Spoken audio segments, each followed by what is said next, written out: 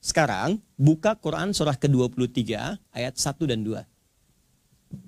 Quran surah ke-23 surah Al-Mu'minun. Qad aflahal mu'minun.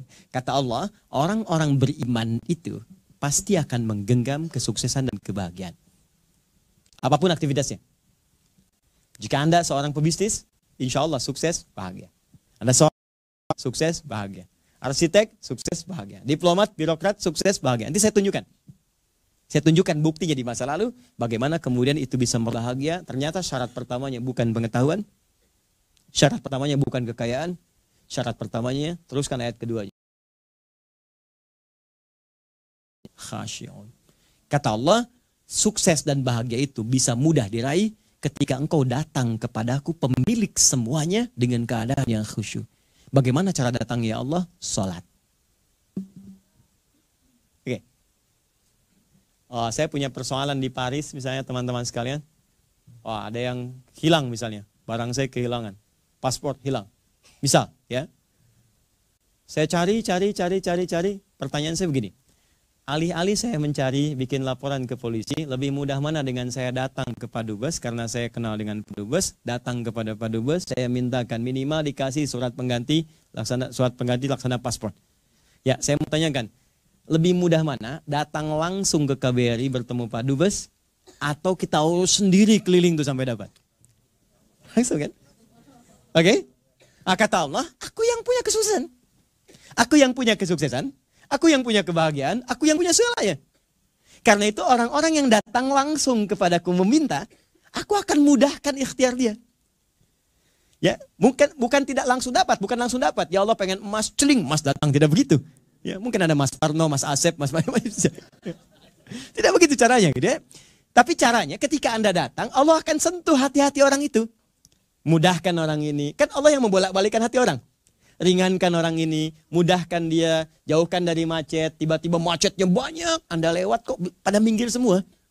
Ya. Anda lewat kok tiba-tiba orang katakan, Pak jangan lewat sini macet, lewat yang lain. Siapa yang menggerakkan hati orang itu sehingga Anda berubah?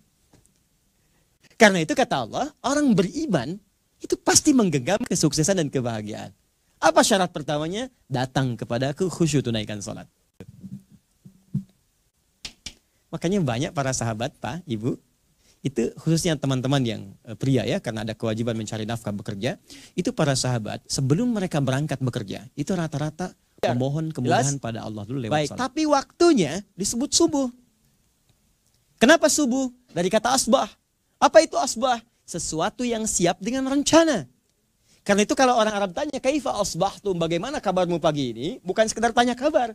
Kamu punya rencana apa hari ini? Di subuh itu artinya, ketika kita bangun menunaikan sholat, Anda sudah punya rencana yang jelas yang dikerjakan di hari itu. Bahkan kalau Nabi mau tidur itu dievaluasi dulu. Tadi saya kerjakan apa? Apa yang belum tuntas? Maka beliau istighfar, rencanakan untuk besok. Jadi begitu bangun besok, rencana sudah siap. Di bedanya orang beriman dengan yang belum beriman, ketika bangun dari tidur, Anda sudah punya rencana.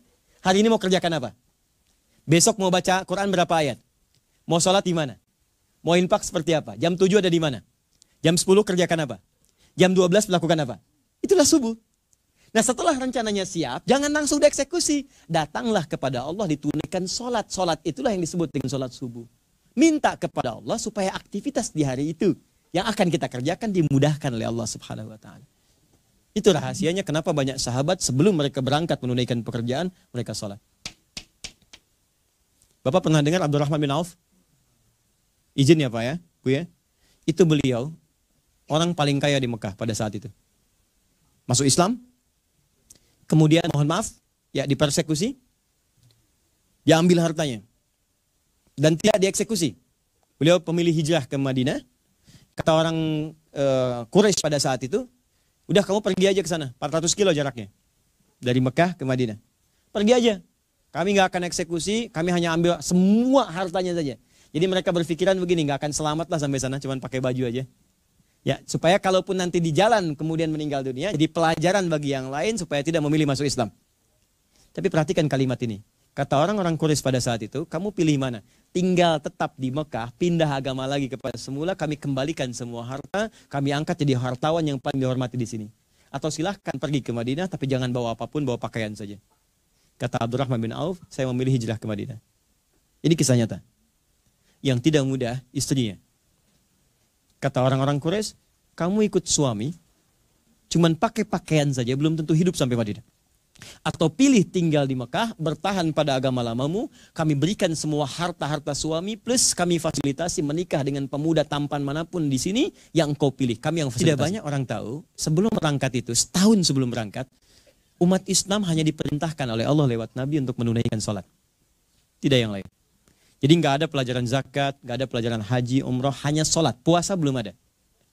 Tapi pelajaran seperti apa yang diberikan oleh Nabi ternyata bukan sekedar praktikal. Begini cara takbir, begini bacaannya, sampai dijelaskan oleh Nabi begini maksudnya. Ternyata semua bacaan gerakan sholat itu punya arti.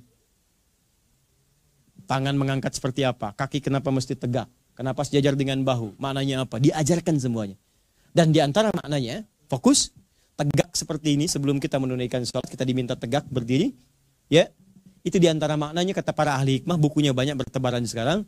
Sepanjang kau punya kemampuan, maka tegakkan dirimu. Tegakkan dirimu, jangan gantungkan kehidupanmu kepada orang lain. Sepanjang punya kemampuan, berikhtiar, berusaha, tegakkan diri, tawakal kepada Allah, berusaha, jangan gantungkan hidup kepada orang. Sampai di Madinah, prinsip ini dipakai. Tiba-tiba, begitu sampai di Madinah, dahsyatnya orang Madinah. Begitu baiknya. Sampai diabadikan di Quran surah 59 ayat 9-10. Wa yu'thiruna ala anfusihim walau kana bihim khasasah. Di orang yang tidak punya makanan disambut oleh orang yang bawa makanan. Orang yang kehausan disambut oleh orang yang bawa minuman. Abdurrahman bin Auf ini, orang yang tadinya kaya jatuh fakir. Dan disambut oleh orang paling kaya di Madinah.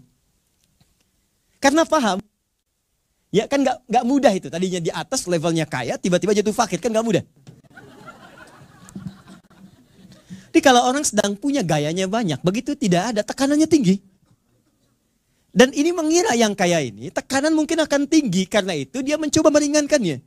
Apa kalimatnya? Perhatikan kalimatnya. Akhil karim, saudaraku yang mulia, sami'tu annaka kunta ghaniyan. Aku dengar engkau pernah kaya waktu di Mekah. Kalau ingin kaya lagi, khudh nisfa mali, silahkan ambil setengah hartaku. Orang paling kaya di Madinah. Aku dengar kau ditinggalkan istrimu. Kalau ingin menikah lagi, pilih perempuan paling cantik di Madinah. Sekalipun untuk kolegaku, aku akan fasilitasi pernikahan. Perhatikan baik-baik. Perhatikan baik-baik. Yang paling menarik adalah, kebanyakan orang akan mengatakan mungkin diterima. Tapi jawabannya, jazakallahu khairan, semoga Allah muliakan Anda. Ini adab dalam Islam, ketika ada orang menawarkan apapun, walaupun kita tidak memerlukannya, ucapkan terima kasih dulu. Nah, jadi, saya kembalikan ya. Nah, kenapa rahasianya kemudian demikian? Apa jawabannya kata Abdurrahman bin Auf? Kata beliau, jazakallahu khairan, terima kasih, semoga Allah muliakan atas kebaikan Anda. Arini ainal aswaq, cukup tunjukkan padaku di mana pusat bisnisnya. Nah, beliau seorang pedagang, bisnismen, tahu dia cara ngatur, tunjukkan pusat bisnisnya di mana, pasarnya di mana. Begitu ditunjukkan, datang ke situ, jadi broker dulu, dia penyalur kambing, sebulan, 2 bulan, 3 bulan, hartanya sudah 10.000 dinar. Oke, termasuk orang ketiga paling kaya di Madinah. 1 tahun, jadi orang paling kaya di Madinah yang kapaknya saja terbuat dari emas. Setahun. Modal berdiri, paling kaya se-Madinah.